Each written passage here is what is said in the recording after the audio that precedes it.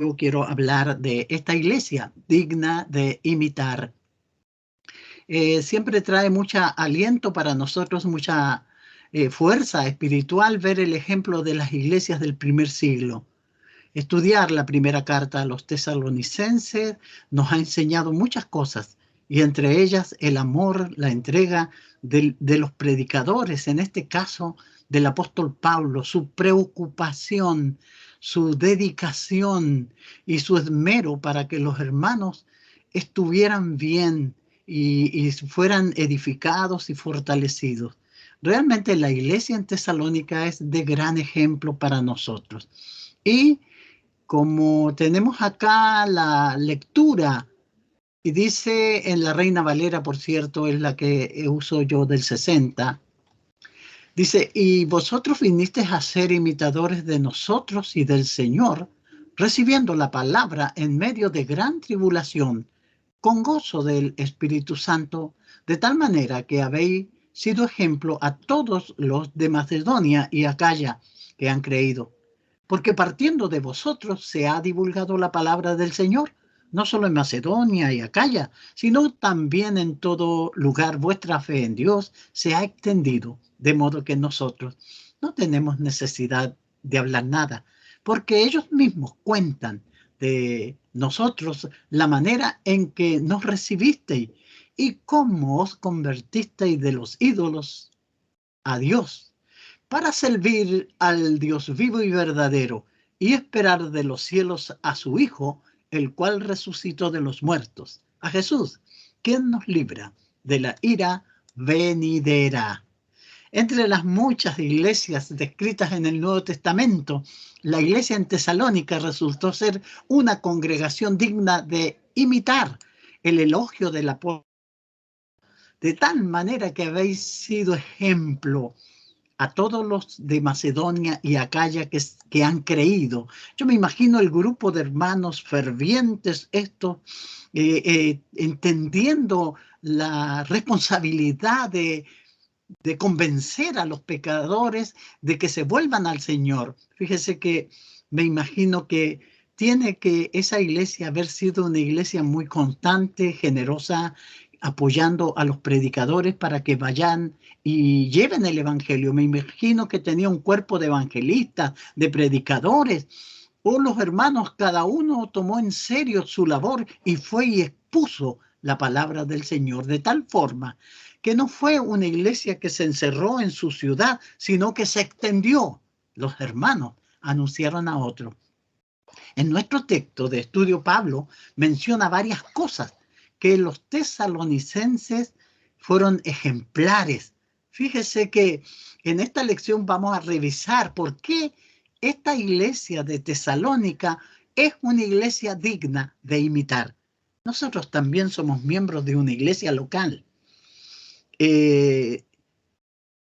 A veces, y es triste decirlo, las iglesias se reúnen los jueves, los domingos, no tienen ninguna actividad más, no evangelizan y pareciera que están ahí como refrigeradas, conservadas en un estado de suspensión. La iglesia en Tesalónica nos muestra una iglesia sólida, una iglesia evangelista, una iglesia trabajadora. Al menos vamos a considerar 5 razones por las cuales la iglesia en Tesalónica es una iglesia digna de imitar. En primer lugar, su imitación de Pablo y del Señor. Realmente tenemos en nuestro Señor Jesucristo mayormente y en Pablo también un servidor del Señor, un gran ejemplo en la predicación. Luego, su recepción de la palabra, cómo recibieron la palabra del Señor, eso tiene mucho que ver con lo activo que podamos ser nosotros en la iglesia. ¿Qué es la palabra? ¿Cómo la recibimos? Creemos realmente que es palabra de Dios. Y eso es lo importante. Y su difusión, como ellos trabajaron en difundir esta palabra. Cuarto, su servicio a Dios. Servían al Dios vivo y verdadero. Y finalmente, la esperanza en la venida de Cristo. Fíjese que Vamos a tocar cada punto de esto para aprender por qué razón Pablo dice que la iglesia en Tesalónica era una iglesia digna de imitar. Ellos siguieron el ejemplo de Pablo y del Señor. Dice Pablo ahí en el versículo 6, y vosotros vinisteis a ser imitadores de nosotros y del Señor, recibiendo la palabra en medio de gran tribulación, con gozo del Espíritu Santo.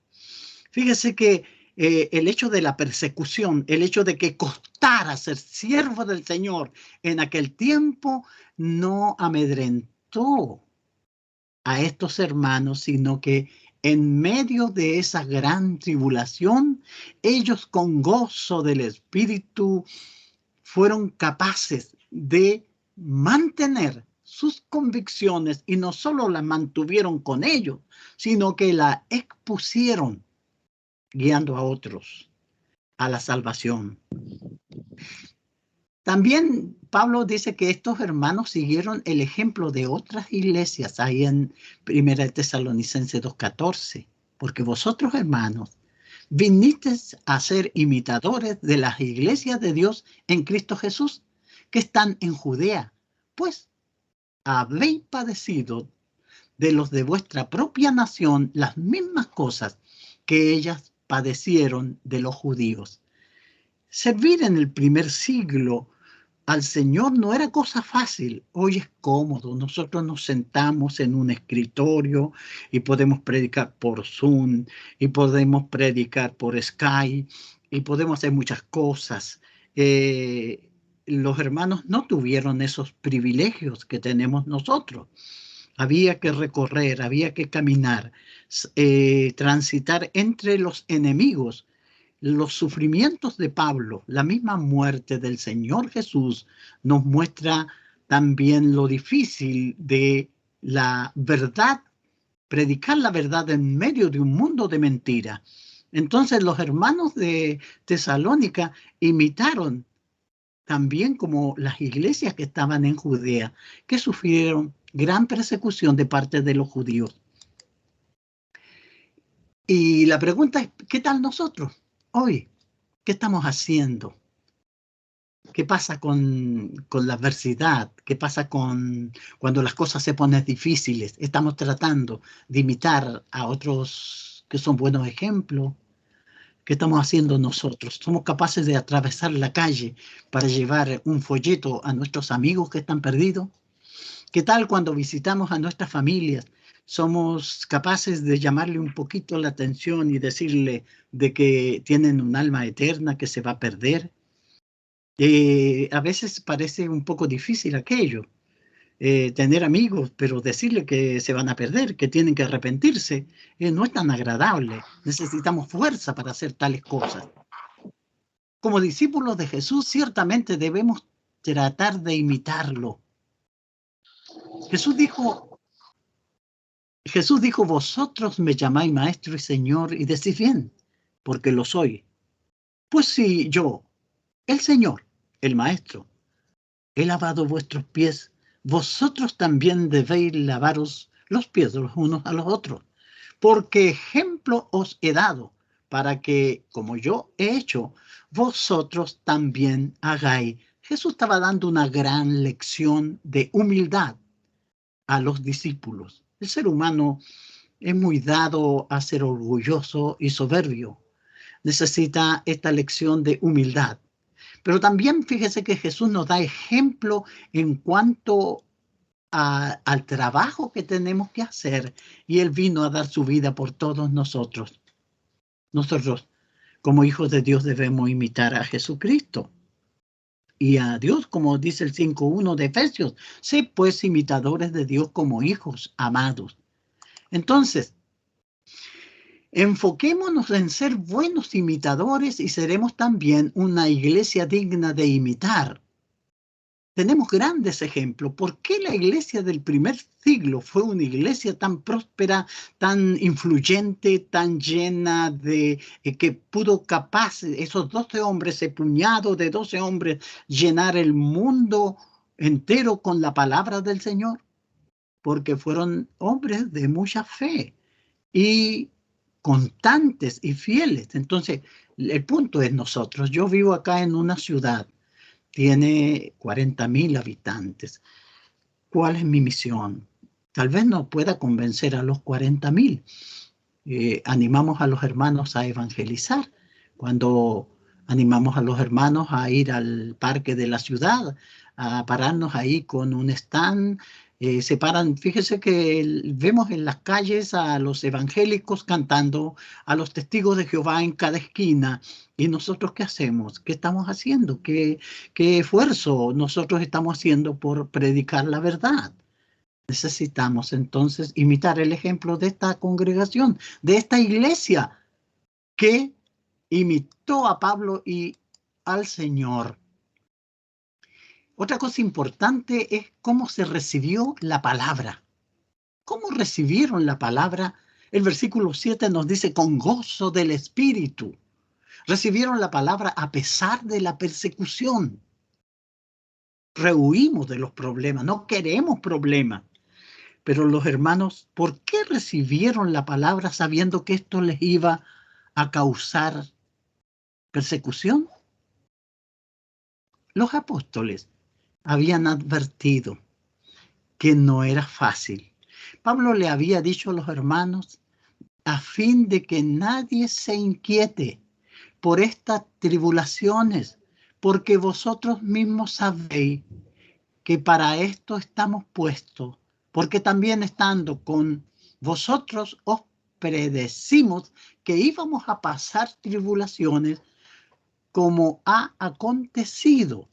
Los hermanos tuvieron que sacar a Pablo urgentemente porque querían agarrarlo los enemigos y lo sacaron a otra ciudad. Usted sabe la historia que él relata ahí, el capítulo 17 del libro de los Hechos, cómo se inició la iglesia en Tesalónica. No fue fácil para los hermanos ahí. Dice que llegaron a esa ciudad y Pablo comenzó a exponer la escritura. Y bueno, un grupo de hombres malos.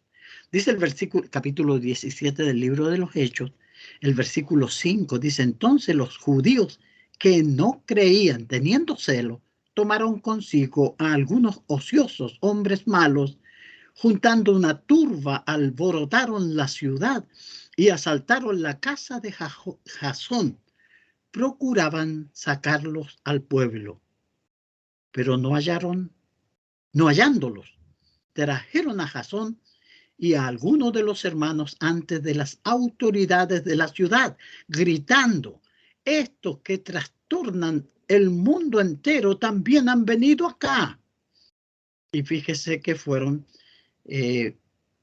presos ellos y tuvieron que sacarlos confianza, pero ellos querían agarrar a Pablo.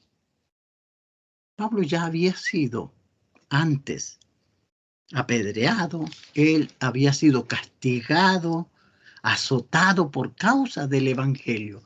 Por eso le dije a los hermanos que era parte de la predicación esto de las tribulaciones. Y aún así los hermanos recibieron la palabra. Y Pablo describe cómo recibieron la palabra ahí en 1 Tesalonicenses 2:13. Por lo cual también nosotros sin cesar damos gracias a Dios de que cuando recibiste la palabra de Dios, que oíste de nosotros, la recibiste no como palabra de hombre, sino según es en verdad.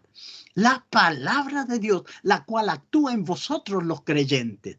Fíjense que esa es la gran diferencia que hizo esta iglesia una iglesia ferviente, una iglesia que supo cumplir su deber, porque no la recibió como palabra de hombre, sino como es en verdad la palabra de Dios. Y eso es lo que mueve al verdadero cristiano a poder enseñar a otros, porque los otros se van a perder. El evangelio es el mensaje salvador. Y si yo lo tengo, no lo puedo esconder. Lo sacaré a relucir, lo hablaré. Le diré a ese amigo que tengo en el trabajo, que es tan buena persona, le diré que se va a perder si no obedece el Evangelio.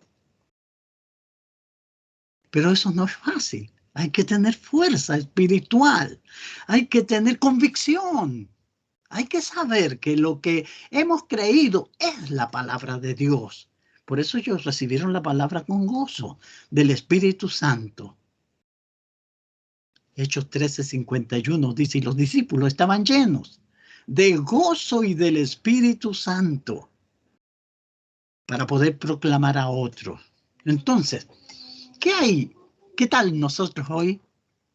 ¿Cómo es nuestra recepción de la palabra de Dios? ¿Aprovechamos las oportunidades para estudiar la palabra de Dios? Ver que la mayoría de los hermanos, y es un caso que está sucediendo en muchas partes, que los hermanos van solo los domingos y los estudios entre semana no van. No aprovechan las oportunidades. Entonces, en nuestra asistencia a la adoración y a los estudios bíblicos al azar, nosotros necesitamos ser instruidos, ser santificados y lo somos a través de la palabra.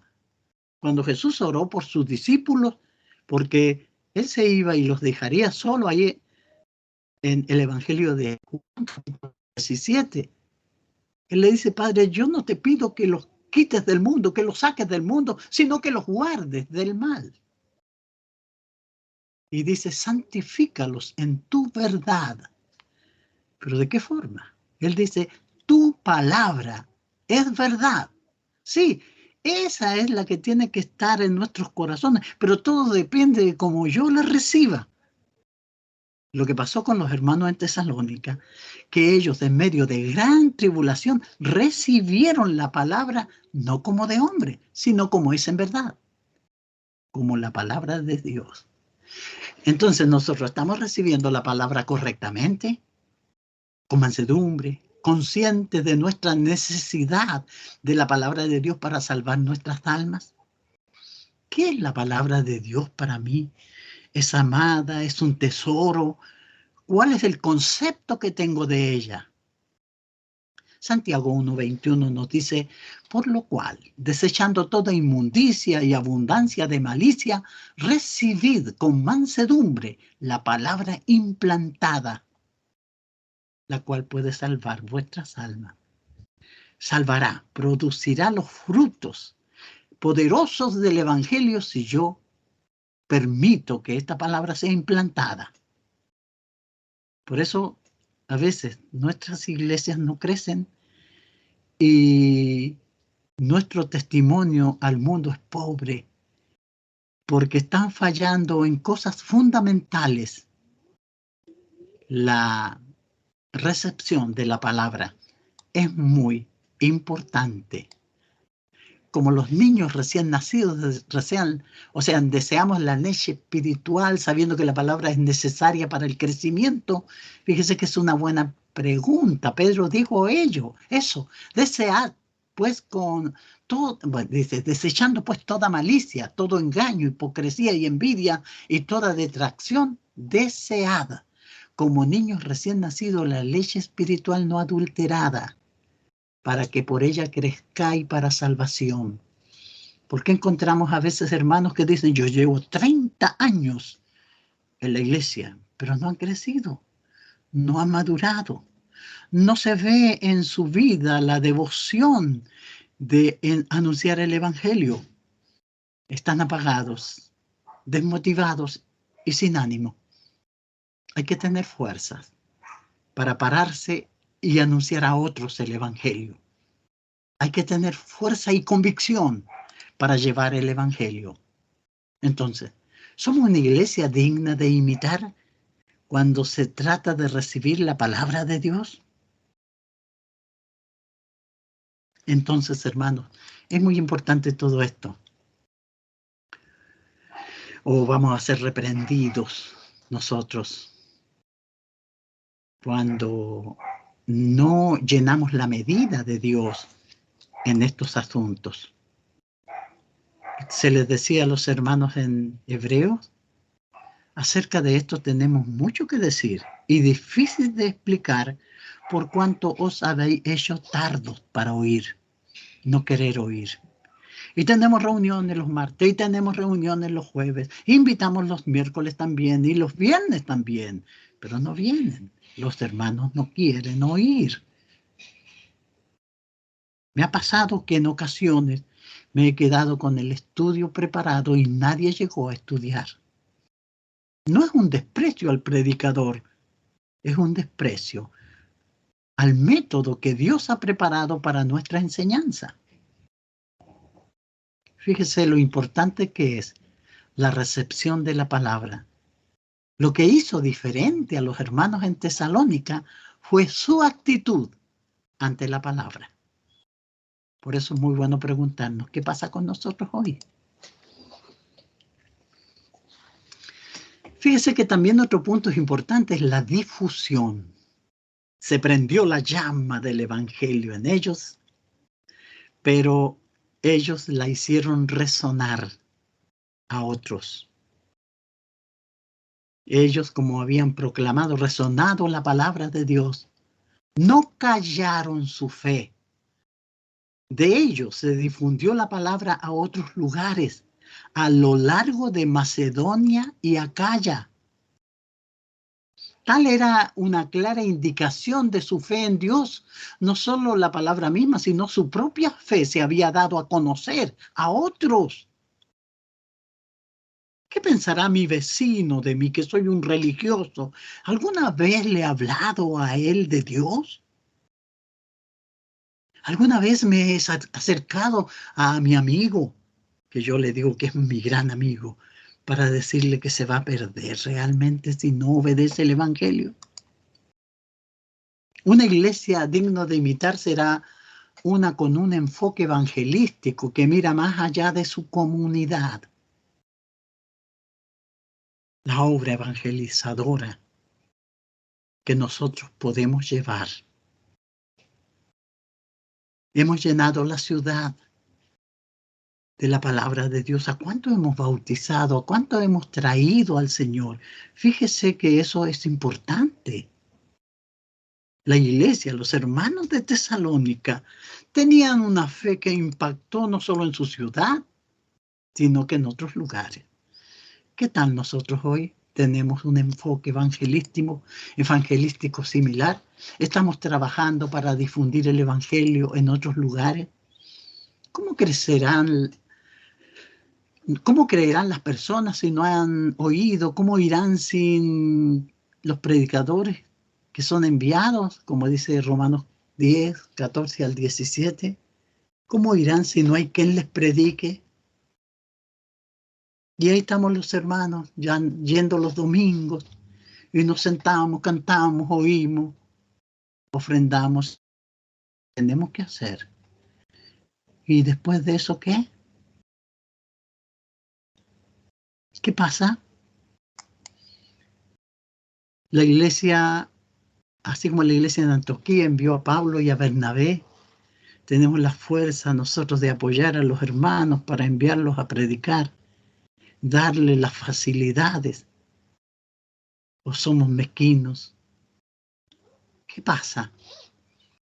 Los fondos de la iglesia suficiente para decirle al hermano, vaya hermano, los evangelistas que tenemos, y queremos que salgan más evangelistas, podemos nosotros poner la disposición para que pagarle los pasajes para que ellos vayan y anuncien el evangelio. Yo estos días estuve predicando lejos, a 1.600 kilómetros de nuestra ciudad, pero fue la iglesia de Limache donde yo predico que pagó mis pasajes y mi estadía allá para llevar el evangelio a esas personas. La iglesia ha de ser una iglesia evangelista que se esforzará para que la iglesia sea, o para que la palabra sea proclamada. Tercera de Juan 5:8 nos habla de Gallo, que ayudó a los evangelistas, a los misioneros, a los hermanos que llevaban la palabra los encaminó para que siguieran trabajando. Fíjese que eso es una labor de una iglesia evangelista que se preocupa, que los hermanos están preocupados y son generosos en cuanto a su labor de la difusión de la palabra. Tercera de Juan 5:8 dice: amados, fielmente te conduces cuando prestas algún servicio a los hermanos, especialmente a los desconocidos, los cuales han dado ante la iglesia testimonios de su amor. Y harás bien en encaminarlos como es digno de su servicio a Dios, para que continúen su viaje, porque ellos salieron por amor del nombre de Él, sin aceptar nada de los gentiles. Nosotros pues debemos acoger a tales personas para que cooperemos con la verdad. La iglesia tuvo esa fuerza, a lo mejor era una iglesia pobre, no tenía grandes recursos, pero quiso estar ahí para llevar el mensaje. Por eso era una iglesia digna de imitar. Su servicio a Dios. Fíjese que esto es muy importante. Ellos se habían convertido de los ídolos a Dios.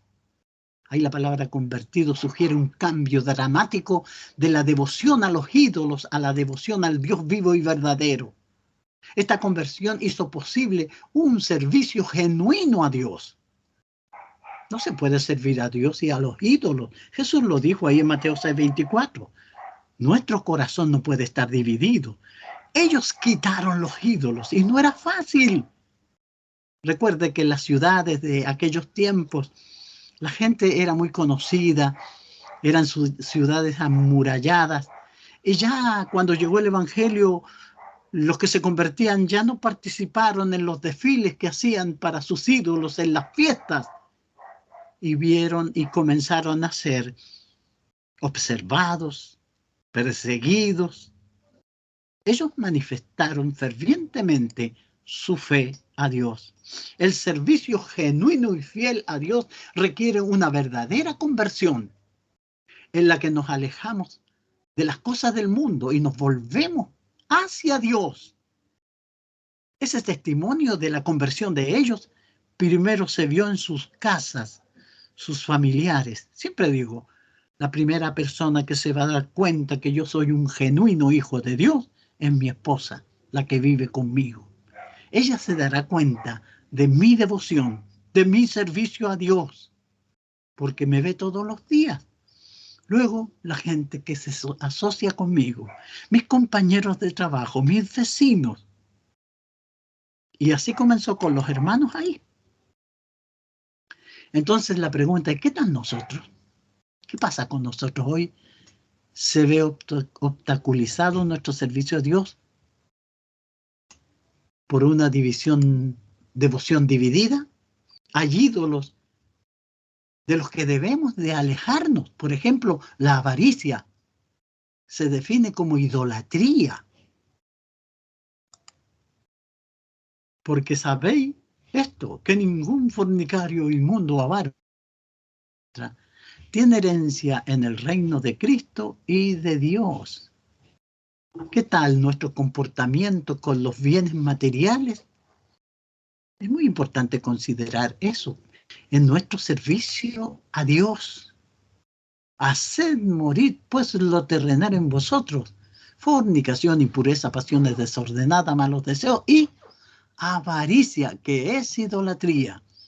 Es posible que no tengamos un ídolo de yeso o de metal ahí en nuestra casa al cual sirvamos, pero la idolatría, la avaricia que se transforma en idolatría, muchas veces nos separa de Dios. Entonces, ¿qué queremos hacer nosotros?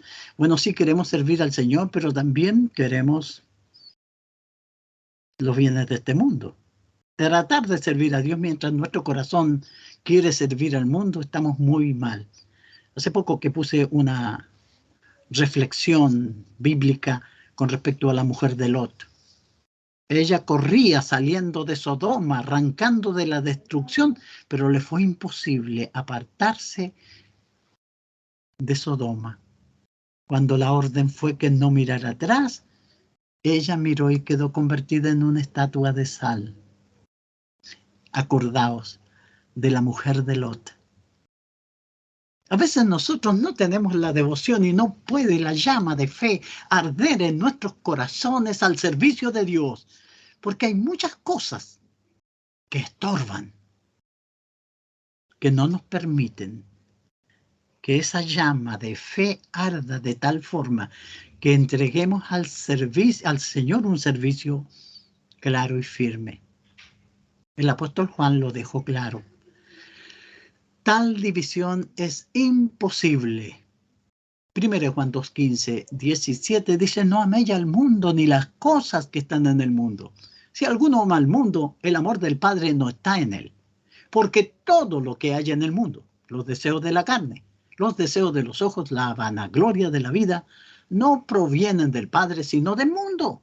El mundo pasa y sus deseos, pero el que hace la voluntad de Dios permanece para siempre. ¿Cuál es mi devoción para servir a Dios? ¿Qué pasa el primer día de la semana? Me levanto temprano, me arreglo lo mejor que puedo, tomo mi Biblia y me voy con mis hermanos o con mi familia, con mi esposa, con mis hijos, a servir y adorar al único Dios verdadero. Siento devoción por hacer aquello. Amo profundamente a Dios y a mis hermanos para unir nuestras voces y elevarlas en cánticos de alabanza. ¿O soy perezoso y todo lo hago de mala gana? Otra de las cosas importantes que movía a estos hermanos era su esperanza en la venida de Cristo. Estaban buscando a Cristo, esperando su regreso. Ahí la palabra esperar sugiere que estaban esperando, anticipando su regreso. Pablo le dice a los hermanos, mas nuestra ciudadanía está en los cielos, de donde también esperamos al Salvador, al Señor Jesucristo. ¿Piensa usted a menudo en la gloria que el Señor traerá cuando Él venga? ¿Piensa usted a menudo en la vida que le ofrece el Señor en el cielo?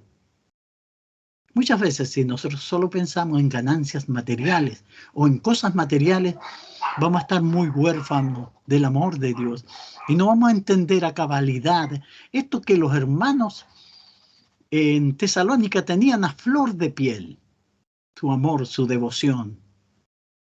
Nuestra ciudadanía está en los cielos, de ahí esperamos al Salvador. Esta anticipación es algo que todo cristiano debe tener. La esperanza gloriosa. Me dio el Señor la oportunidad de vivir un día más. Lo viviré haciendo su voluntad. Estaré preocupado de las cosas del reino.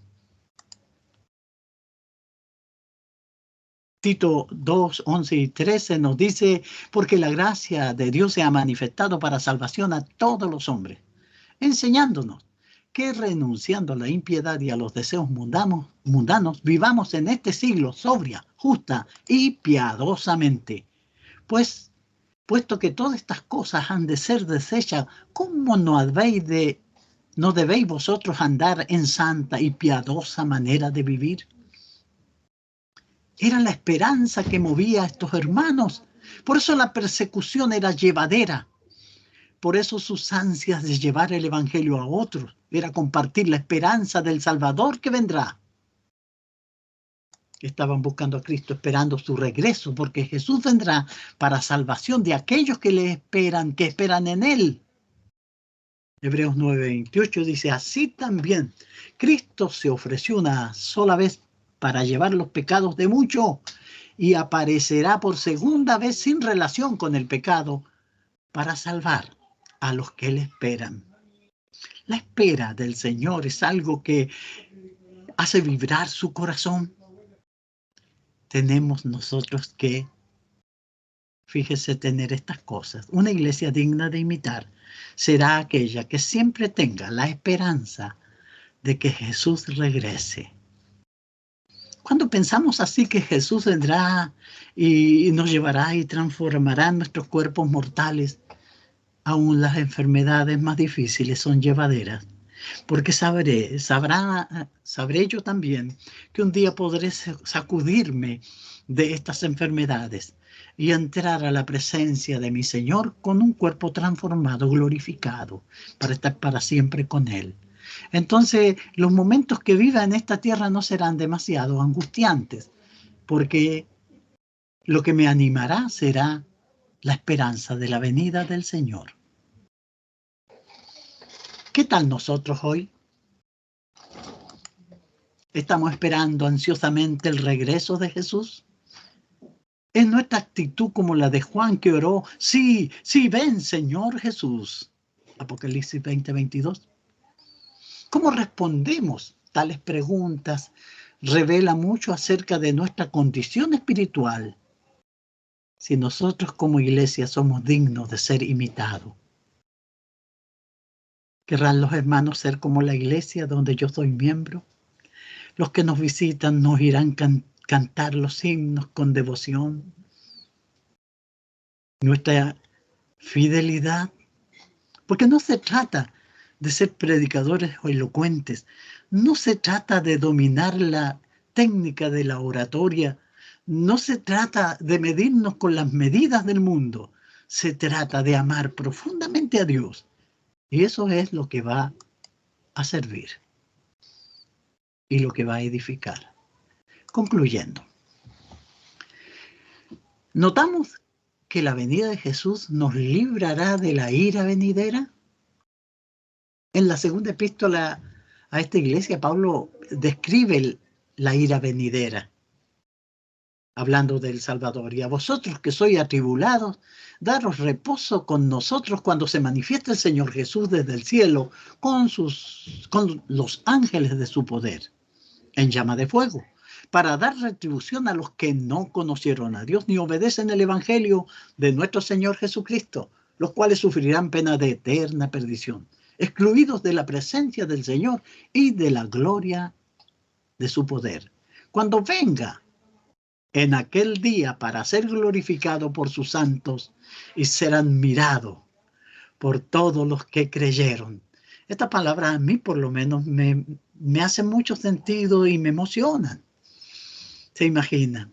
Los hermanos tesalónicos, despreciados, perseguidos, porque se cambiaron de religión, porque ahora servían al Dios único, al Dios vivo y verdadero. Pero esta esperanza que les da Pablo, ver venir al Señor en gloria aquel día, con sus santos, y ser admirado, mi Salvador vendrá por mí. Y no habrá angustia que no podré llevar. Esta esperanza es gloriosa. ¿Cómo nos libra Jesús de esa ira? A través de su muerte en la cruz. Mas Dios muestra su amor para con nosotros en que siendo aún pecadores, Cristo murió por nosotros. Pues mucho más, estando ya justificados en su sangre, por Él seremos salvos de la ira. Por su vida que nos reconcilia con Dios. Romanos 5, 10, 11. Porque si siendo enemigos fuimos reconciliados con Dios por la muerte de su Hijo, mucho más estando reconciliados, seremos salvos por su vida. Y no solo esto, sino también nos gloriamos en Dios por el Señor nuestro Jesucristo, por quien hemos recibido ahora la reconciliación.